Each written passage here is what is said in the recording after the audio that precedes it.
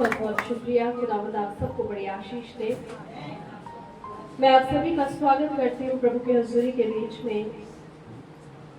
आज जैसे कि आप जानते हैं 10 मई की तारीख जो है ये मदर्स डे में सेलिब्रेट किया जाता है और आज पूरी दुनिया के बीच में जिन जिन को आज के दिन के बारे में पता है वो इसको सेलिब्रेट कर रहे हैं। गिरजाघरों के बीच में मदर्स डे के बारे में आज सिखाया जाएगा। मैं भी आपको हैप्पी मदर्स डे विश करती हूँ। सारी माओं को खुदा बड़ी बरकत दे और अपनी ताकत दे और खूब अपनी महिमा जलाल के बीच में इस्तेमाल करे, क्योंकि ये वो शख्स है जो आने वाली नस्लों को खुदा के लिए तैयार करती है। हालेलुया। सो आइए हम प्रभु के पाक वचन की ओर हम बढ़ेंगे और प्रभु ने जो वचन आज हमें दिया है इस खुशनुमा मौके पर वो है व्यवस्था विवरण की पुस्तक में से।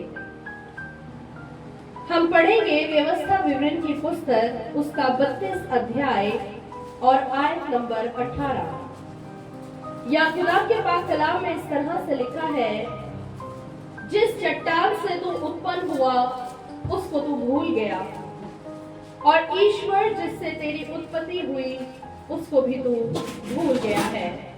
खुदावंद इस पाक वचन के पढ़े, सुने, समझे और कबूल किए जाने पर हम सब को आशीष और शांति बख्शे। अब बड़े ध्यान से हम आज के पाक वचन को सुने। मेरे अजीजों, ये बातें जो है ये खुदा के बंदा मूसा नबी की बातें हैं। जब परमेश्वर ने कहा कि तेरा समय नजदीक आ चुका है और अब तू रैलत कर जाएगा, तब उन्होंने अपने आखिरी समय के बीच में बनी इस्राएली लोगों को इकट्ठा किया और उनसे बातचीत की। पूरे 40 वर्ष वे इन लोगों के साथ साथ चले और एक पल भी इनसे जुदा नहीं हुए। या हम देखते हैं कि इस अध्याय को एक गीत के रूप में बताया गया है। खुदा के बंदा ने बड़ी बखूबी से, बड़े सुंदर शब्दों से अपने दुख को जो है एक गीत के अंदर प्रकट किया है।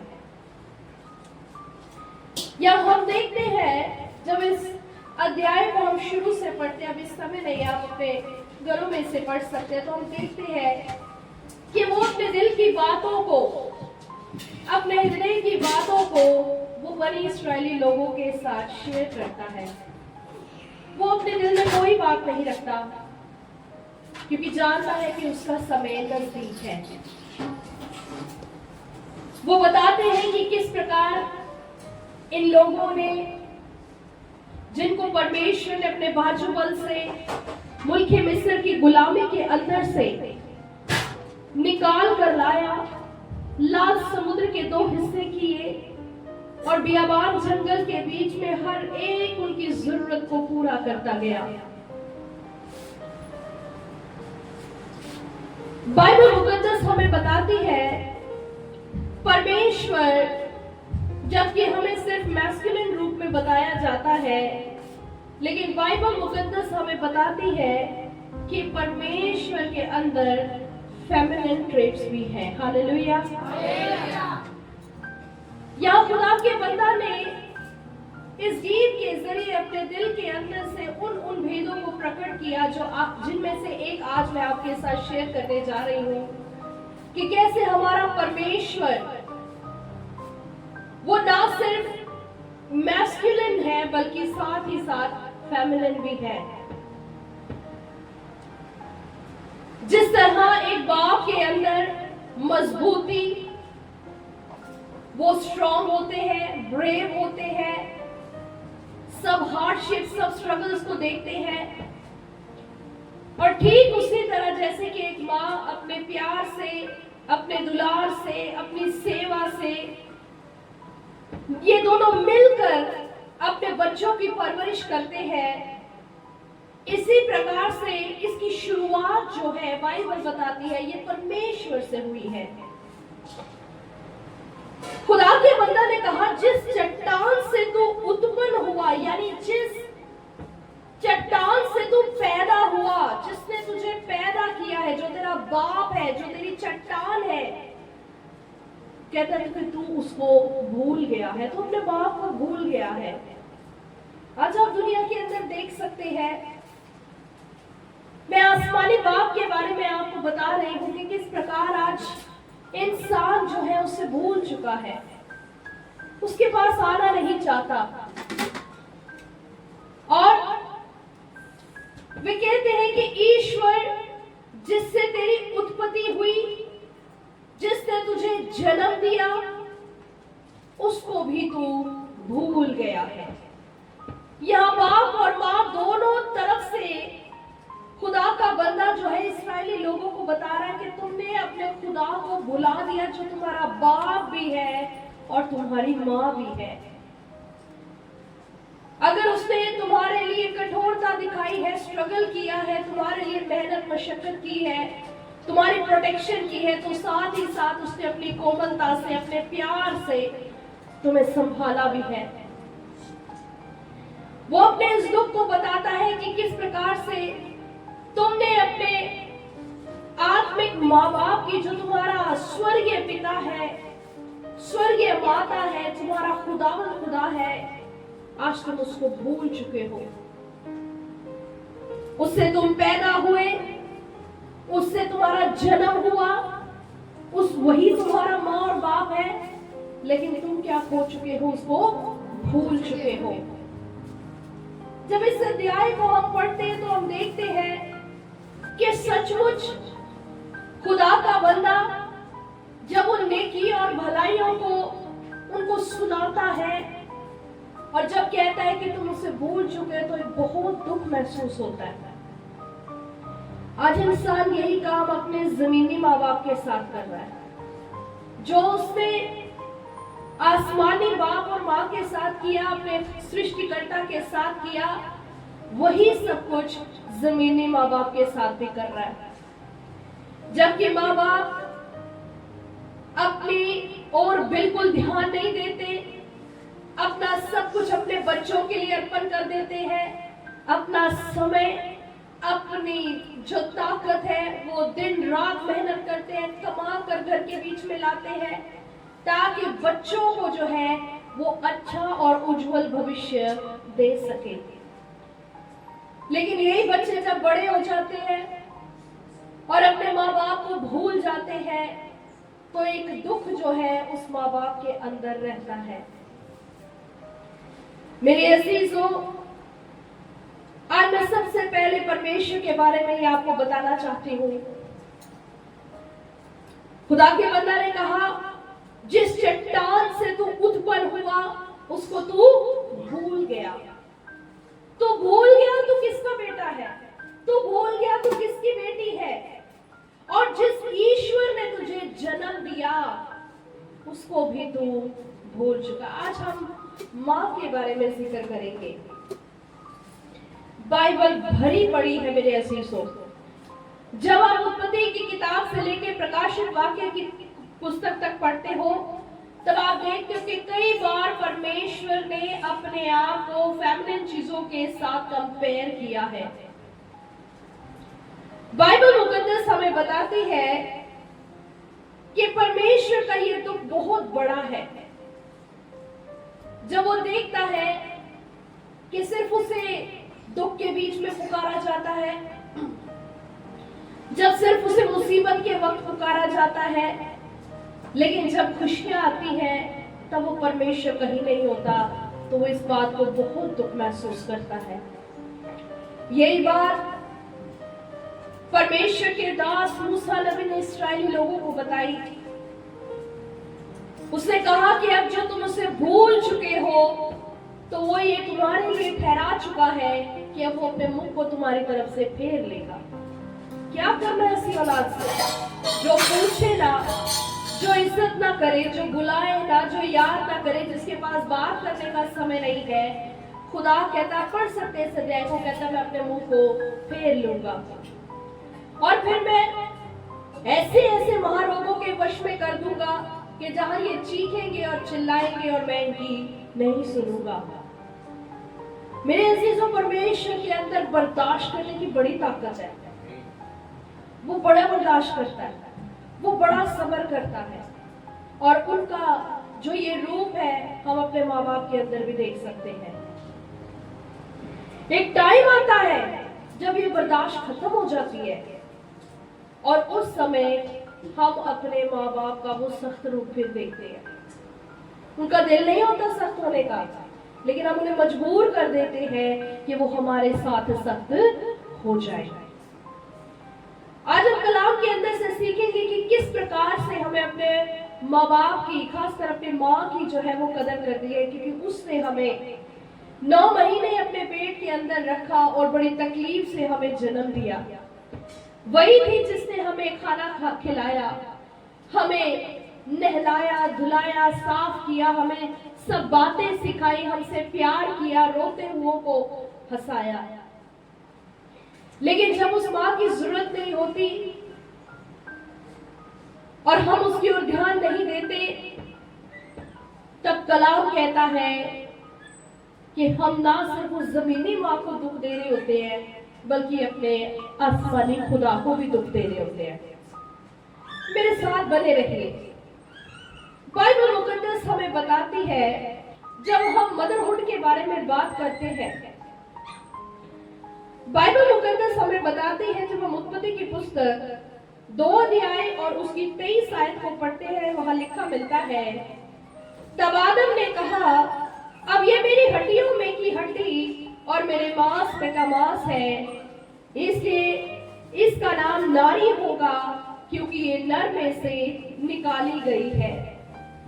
ये वाक्य अक्सर आपने शादियों के बीच में खुदा के खादमों को प्रचार करते हुए सुना होगा। या हम देखते हैं एक बड़ा भेद छुपा हुआ है। बड़े ध्यान से आज आप सुनिएगा। परमेश्वर ने जब ये सोचा कि वो मनुष्य की रचना करेंगे, तो उन्होंने कहा कि आओ हम मिलकर इंसान को अपनी शक्ल और छवि पर बनाएं। अब जैसे शुरुआत में मैंने आपको बता दिया कि परमेश्वर के अंदर मेल और फीमेल दोनों ही ट्रेड्स हैं। इसीलिए जब परमेश्वर ने इंसान को बनाया तो उसके अंदर दोनों चीजें मौजूद थी। कलाम कहता है कि उसने नर और नारी करके उसको पैदा किया। अब खुदा ने कुछ समय बाद देखा कि आदम का तो अकेला रहना अच्छा ही नहीं, इसका कोई जोड़ीदार ही नहीं है, क्योंकि मैंने दोनों चीजें इसी के अंदर डाल दी है। तब परमेश्वर ने उस पर एक बड़ी गहरी नींद भेजी और उसी की पसली को निकालकर उसने एक औरत को बनाया। अब देखो, यहां पे कलाम कहता है कि जब परमेश्वर ने उस औरत को आदम के पास लाया, तो उसने क्या कहा कि ये मेरी हड्डियों में की हड्डी, क्योंकि मेरी हड्डी में से इसे बनाया गया है, मेरे ही मांस में से इसको मांस लगाया गया है, क्योंकि मैं नर कहलाता हूं, तो ये मेरी क्या कहलाएगी? नारी। ये है मैरिज। यहाँ पे कोई पेरेंटहुड स्टार्ट नहीं हुआ अभी। क्या आपको मेरी बात समझ आ रही है? परमेश्वर ने इंसान को बनाया, नर और नारी करके बनाया, दोनों इकट्ठे थे। फिर परमेश्वर ने इन्हें डिवाइड किया, परमेश्वर ने इन्हीं को अलग किया, और जब इन दोनों की मुलाकात हुई, आदम खुश हुआ और उसने कहा ये नारी कहलाएगी। क्या कहलाएगी? अब ये क्या बन चुकी है? मियां और बीवी। अभी पेरेंटहुड स्टार्ट नहीं हुई। जब बाइबल मुकद्दस को आगे चलकर हम पढ़ते हैं, इसी का 3 अध्याय और 20 आयत के अंदर हम देखते हैं, आदम ने अपनी पत्नी का नाम हव्वा रखा। अब उसने नाम को क्या किया? बदल दिया। पहले उसने क्या कहा? ये क्या कहलाएगी? नारी कहलाएगी। और बाद में उसने उसके नाम को बदल के क्या रख दिया? अब हव्वा का मतलब नारी से अलग है। नारी का मतलब है नर से निकाली हुई, लेकिन हव्वा का मतलब है सब जिंदाओं की मां। हालेलुया। जब तक वो नारी थी, उसके कोई औलाद नहीं थी, लेकिन जब वो हवा कहलाई उसकी औलाद भी पैदा हो गई। हालेलुया। अब जब औलाद पैदा हो जाती है उसके बाद जो सिनेरियो है फैमिली का वो कंप्लीटली चेंज हो जाता है, क्योंकि उसके बाद जो फोकस होता है वो अपनी औलाद के ऊपर होता है कि इसको किस तरीके से हमने पालना है, इसकी क्या जरूरतें हैं, इसके लिए क्या करना है फ्यूचर के अंदर, क्या कुछ इसके लिए जोड़ना है हमें। उन सब चीजों के अंदर माँ और बाप दोनों मिलकर अपना 100% जो है वो लगा देते हैं। अब इस चीज को बच्चा नहीं जानता, क्योंकि बच्चा क्या है, छोटा, उसको नहीं पता ये दोनों क्या एफर्ट मेरे लिए कर रहे हैं। अब जब ये बच्चा बड़ा हो जाता है, जब अपने पैरों पर खड़ा हो जाता है, उसकी लाइफ बिजी हो जाती है, जब वो दूसरे सर्कल्स के अंदर शामिल हो जाता है, उसका फ्रेंड सर्कल है, उसका ऑफिस का सर्कल है या उसका अपना कोई फ्रेंड सर्कल है, तो वो उस सर्कल को जो उसका फर्स्ट सर्कल था, प्राइमरी सर्कल था, जिसमें उसके पेरेंट्स थे, माँ और बाप, उससे क्या हो जाता है, वो अलग हो जाता है। जबकि खुदा ने ये चीज इस तरीके से डिजाइन नहीं की। ये अलग हो जाना ये तब होता है जब शादी हो जाती है। पढ़ लेना, आप कलाम के अंदर लिखा है। लेकिन उसके बाद भी खुदा का वचन कहता है कि तूने अपने माँ की और बाप की इज्जत करनी है। लेकिन दूसरों को खुश करने में हम अपने माँ बाप की ही इज्जत करना भूल जाते हैं। सिर्फ क्या मांगते हैं कि आप उनको इतना वैल्यू करो कि जो उन्होंने आपके लिए किया है उसको आप जानो। क्योंकि यही साइकिल जो है, ये लाइफ साइकिल जो है, ये दोबारा रिपीट होगी, शादी होगी और फिर बच्चे पैदा होंगे और वही चीज के थ्रू, वही सर्कमस्टांसेस के थ्रू जिनमें से हमारे पेरेंट्स गुजरते हैं, वो जोड़ा फिर से उन्हीं में से गुजरता है। और तब वो कहता है कि पता नहीं आपने हमें कैसे पाला था। Hallelujah, hallelujah. अब परमेश्वर का एक दुख है, वो कहता है कि मैंने जो तुझे जन्म दिया तू मुझे भूल गया। आज पॉइंट ये है कि हम जब तक जिंदा है हमने अपनी माँ को, अपने बाप को जो है ना वो नहीं भूलना, क्योंकि खुदा को किसी ने देखा नहीं है, खुदा को किसी ने नहीं देखा। लेकिन जिसको हम देख रहे हैं, जो खुदा ने हमें जमीन पर दिए हैं, अपने नुमाइंदे हमें दिए हैं, जो खुदा की तरह हम पर छाया दिए रहते हैं, खुद वो धूप में रहेंगे, आपको छांव में रखेंगे, खुद वो गीले में रहेंगे, आपको सूखी जगह में रखेंगे, खुद वो भूखे रहेंगे, आपका पेट भर देंगे। मेरे अजीजों, उन माँ बाप को कभी भी मत भूलना। बोलो हालेलुया। अगर आज इस बात को हम समझ गए तो हमारा फिर मदर्स डे हैप्पी हो गया और ब्लेस्ड भी हो गया। बहुत सारे लोग ना सिर्फ आज ही के दिन आप उनके व्हाट्सएप के ऊपर, उनके सोशल मीडिया के ऊपर उनकी मम्मी की फोटोज देखोगे, लव यू मॉम और ये और वो और सब कुछ, लेकिन बाकी के दिन माँ कहाँ है? साल के अंदर कितने दिन होते हैं? 365।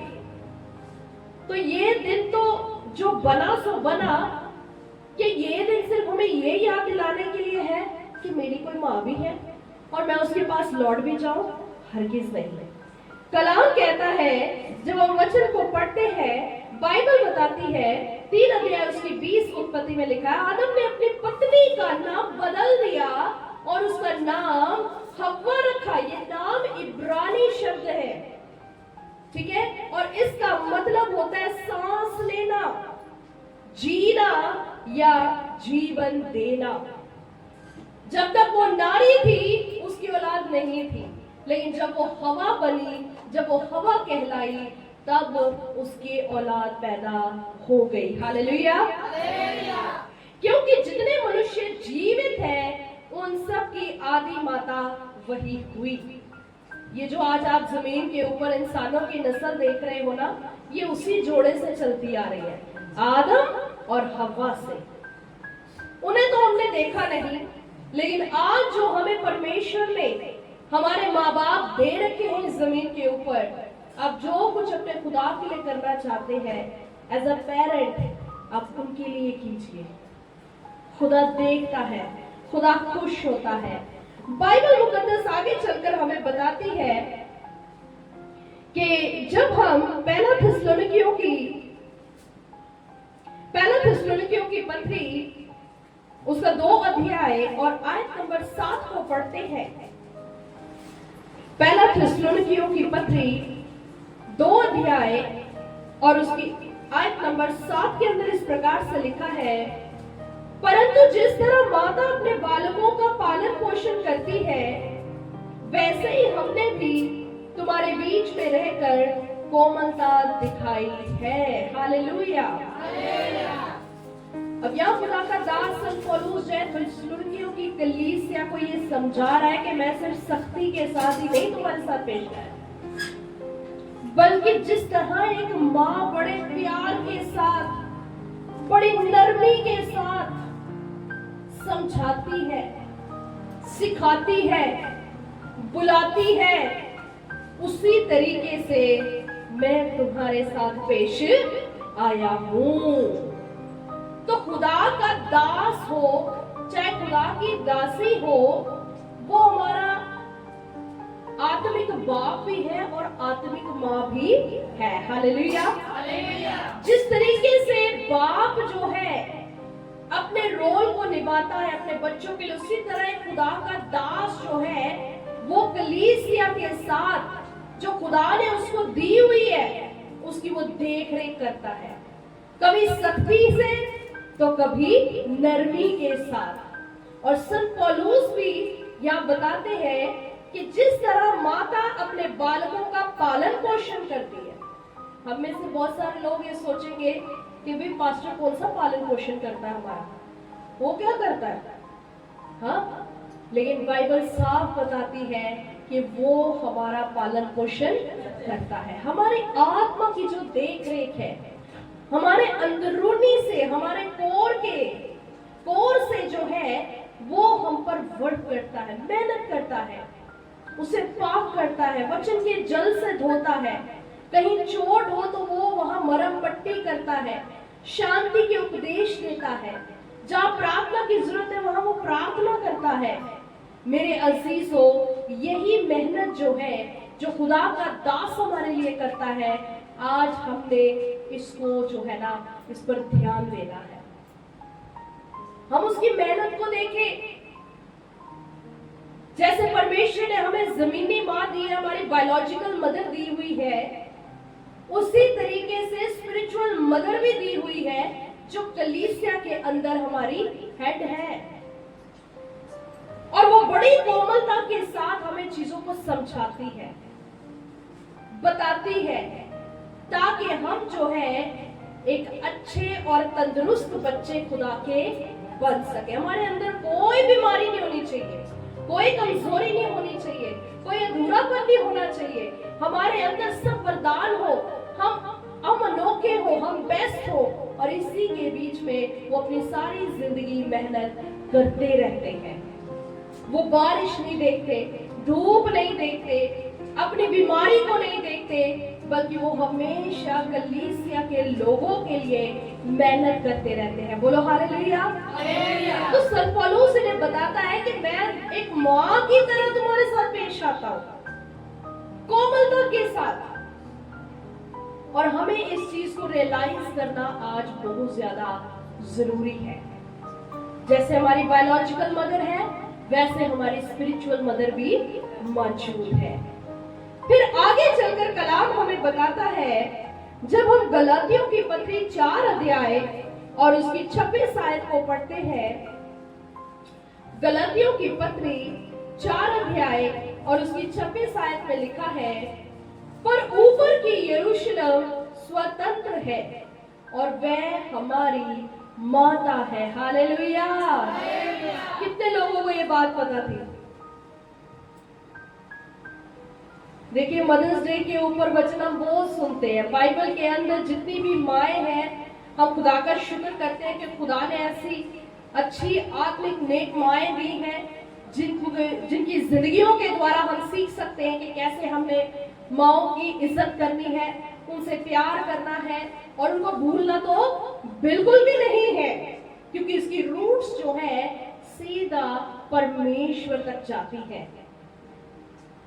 यहां पर लिखा है, जब खुदा के दास ने गलातियों की कलीसिया को आसमानी यरूशलेम के बारे में बताया तो उन्हें कहा कि वो जो ऊपर है, जो स्वर्ग के बीच में यरूशलेम है, एक यरूशलेम जमीन पर है, इस्राएल की जो राजधानी है यरूशलेम, एक ये यरूशलेम है, जमीनी यरूशलेम, ठीक है, और दूसरी जो है वो कहां पर है? स्वर्ग के बीच में है, जो उतरती हुई यूहन्ना आरिफ ने देखी, जिसके अंदर परमेश्वर का जलाल है, जिसके अंदर इतनी रोशनी है, इतनी चमक है कि उसे सूरज चांद की जरूरत ही नहीं है, क्योंकि बड़ाई उसका चिराग है।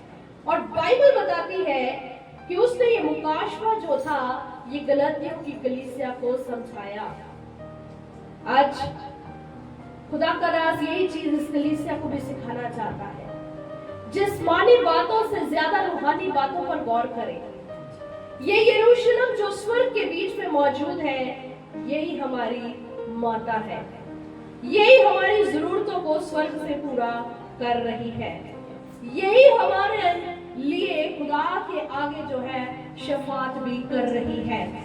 मेरे अजीजों, बाइबल मुकद्दस हमें बताती है, एक और जोड़ी के बारे में आपको मैं बताना चाहती हूँ, जो लूका रसूल की अंजील के अंदर हमें मिलती है, और फिर हम वचन समाप्त करेंगे।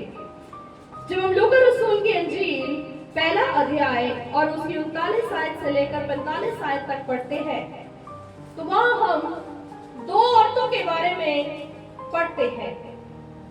पहला मुकद्दसा मरियम, जो कुंवारी थी और गर्भवती थी, और दूसरा एलिशबा, जो बुजुर्ग थी, बांझ थी, कोई औलाद नहीं थी, लेकिन अब वो भी गर्भवती थी। Hallelujah, hallelujah. लिखा है, उन दिनों में मरियम उठकर शीघ्र ही पहाड़ी देश में यहूदा के एक नगर को गई। खुदा का बड़ा फजल होता है माओ के ऊपर। जब परमेश्वर किसी को मां बनाता है, ये बरकत उसे देता है, या आशीष उसे देता है, तो सबसे पहली चीज उसके लिए ये होती है कि स्वर्ग उस मां को लेकर बहुत शीघ्र काम करता है। एक मां की दुआएं जो है वो कभी भी अनसुनी नहीं की जाती। एक मां की जो दुआएं हैं वो परमेश्वर सुनता है। जहां मर्दों को परमेश्वर से बात करने के लिए पहाड़ों पर चढ़ना पड़ता था, औरतों की प्रार्थना को सुनने के लिए स्वयं परमेश्वर जमीन पर आते थे। मेरे अजीजों, बाइबल मुकद्दस हमें बताती है मरियम ने क्या किया। वो जकरिया के घर में जाकर एलिशबा से मिलती है और उसे नमस्कार करती है। ये नमस्कार जो है, इसका मतलब है उसने उसको सलाम किया। ये सलाम जो है ये एक बड़ा पावरफुल शब्द है।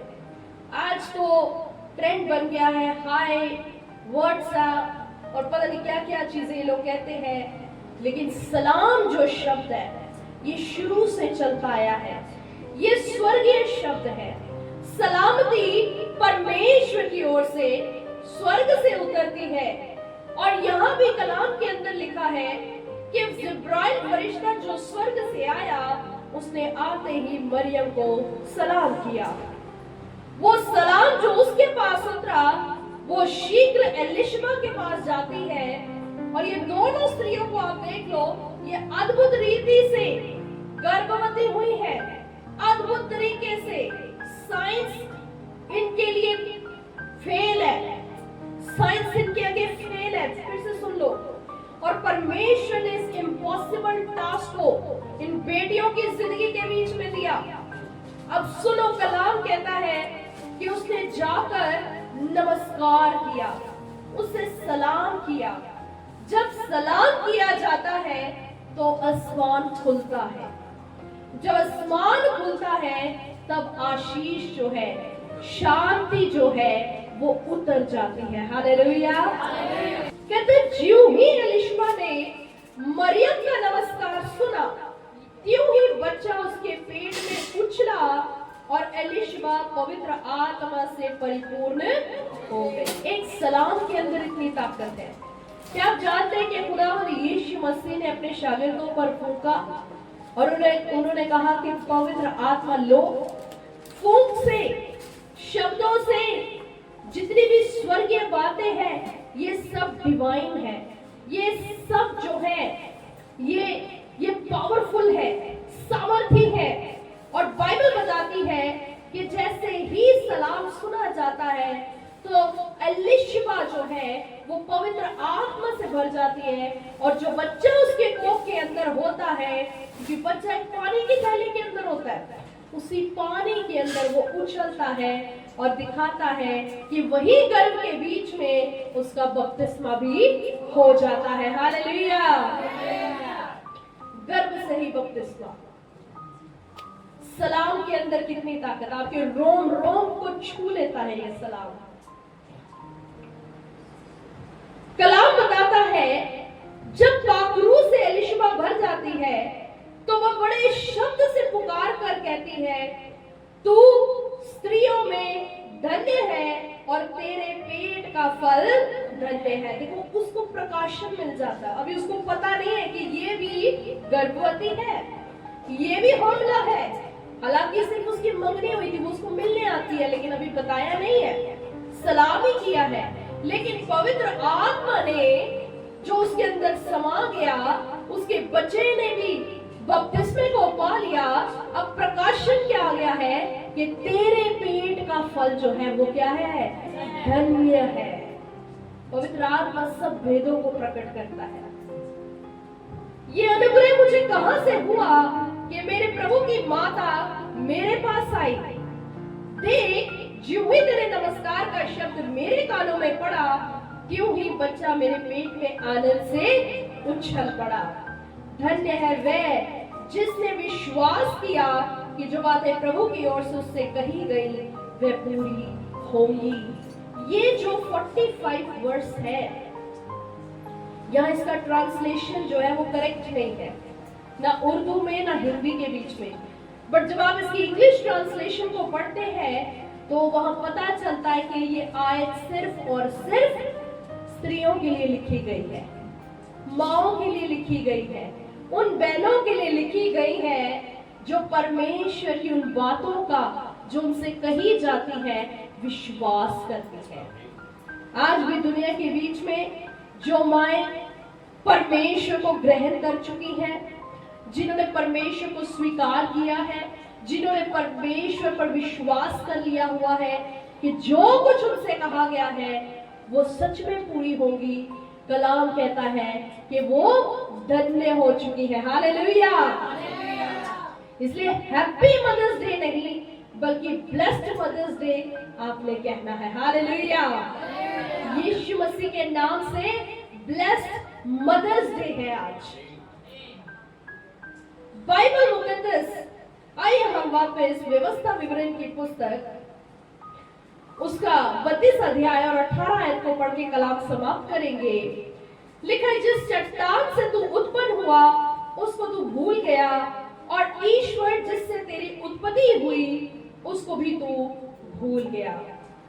हम देखते हैं कि बाइबल के अंदर जब मनुष्य की सृष्टि हुई तो परमेश्वर ने कहा, आओ हम मनुष्य को अपनी शक्ल छवि पर बनाए।